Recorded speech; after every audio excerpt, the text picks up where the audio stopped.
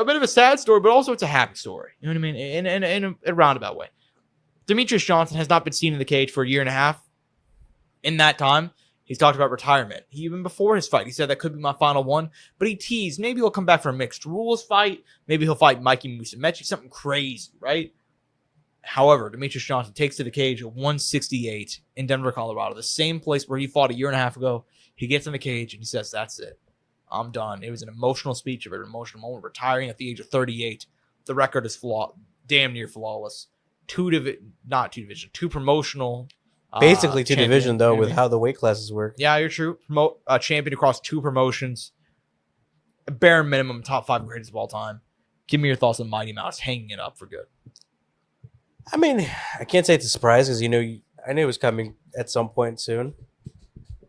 I mean, what an amazing career, right? I mean, what else could you fucking say? Yeah. I mean, the guy left an awesome highlight reel, cements himself as one of the greatest of all time, left on his own terms, ended with wins. He left on top still. You know? I mean, that's fucking awesome. I mean, obviously I'm a DJ kind of diehard, man, He was one of the first UFC fighters that I even knew of.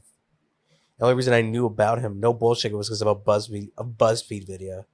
I think Chris Weidman was in it. He was in it. And I think Jessica I was in it. Oh. And for some reason, he stood out to me. I don't know why. And then I never forgot about him. And then, that glorious Conor McGregor knockout happened against Jose Aldo. And now I'm here. And then you were hooked. And I was hooked. It's like a drug. Yeah. And for me, it's obviously a little bit different. I was kind of there to see, the UFC introduce the flyweight division and kind of the early stages of that. And watching him win. And it's insane to think about because I remember for the longest time, it really took DJ to leave for him to get his flowers. You know what I mean? And it wasn't until he went over to one championship. The UFC presented, and this is not turning into a shit on UFC thing because they gave him the platform and so on and so forth. So that's not what I'm trying to do. But the UFC, they treated him like, okay, we need to find a way to make money about this guy because that's what they are. They're a business. And they would do whatever they could. And Dana feuded with him off and on consistently. And Dana, to his credit, he tried really hard to promote him, and people just wouldn't bite. And eventually, near the end, they started to have issues with that. They wanted to fight TJ Dillashaw. He said no. He's like, you know what? He wanted to get paid more. And they said no. It's like, we're going to shut down your division. It's like, fuck, shut down the fucking division then. Like, do it. I don't care. And they were really going to. And they did. They fired 75% of their roster to the point where I remember they didn't even have a top 15 near the end. They had a top 14, top 13. You know what I mean? And those in like late 2018. So, yeah, man. And all that, he went through that to go to one championship where they were like, on day one, they're like, this guy's the greatest fighter of all time. We're going to give him respect. And we're going to talk about one championship in a minute. And I have a lot of issues with him. I have a lot of issues with Chacha Citriton. You know what I mean? But at the same time, the way they presented DJ, he got his flowers. He got the great retirement ceremony. He came in and elevated that roster completely.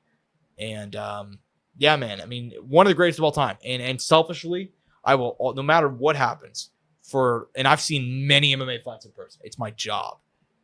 I will never forget. The number one highlight for me is always seeing Demetrious Mighty Mouse Johnson defeat Wilson Hayes to tie Anderson Silva for the record in Kansas City. That is a moment I will never, ever forget. And that fight, in case people forgot, that was a fucking clinic. I'll never forget it, man. The way he was touching him up, he was so fast. It was like, dude, like he's landing 5-6 before Wilson can even do anything. And that's the case for everybody against Demetrious Johnson. People talk about the resume. Henry Cejudo, David Benavidez. Oh my God, Joseph Benavidez. Right? Damn, he's that good, man. He's that good. He fucking pulled up with that tall ass motherfucker. Yeah, man. Beat Joseph Benavidez. Multiple other great guys. Tim Elliott still. It was like people shit on that fight. I saw somebody the other day like, oh man, I can't believe he went decision with Tim Elliott. Tim Elliott's like 38 now, flyweight, still ranked, beating dudes. You know what exactly. I mean? Like, he's DJ is an absolute dog, a stud, a top 5 of all time. And for me, he's top 3, and he ain't 2 or 3 is all I'm saying. So Demetrious Mighty Mouse Johnson, hats off, man. Hell of a career. It was emotional, man. It was.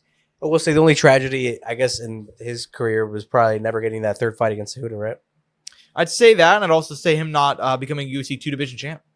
I think if he would have moved up, around the time to fight actually TJ, that would have been insane. Or even a rematch with Dom Cruz, you know what I mean? Because shit, and if he would have lost to TJ would have popped anyways. Yeah, there you go. Or maybe not, I don't know.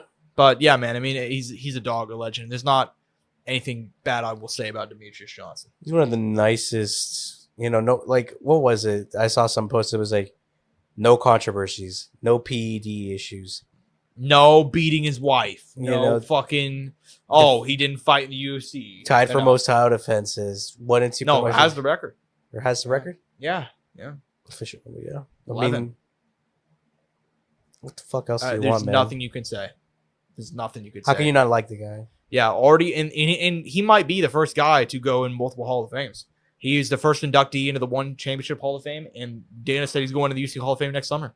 Showed you how great he was. Yeah, truly one of one, man, one of one. I feel blessed to have watched him compete.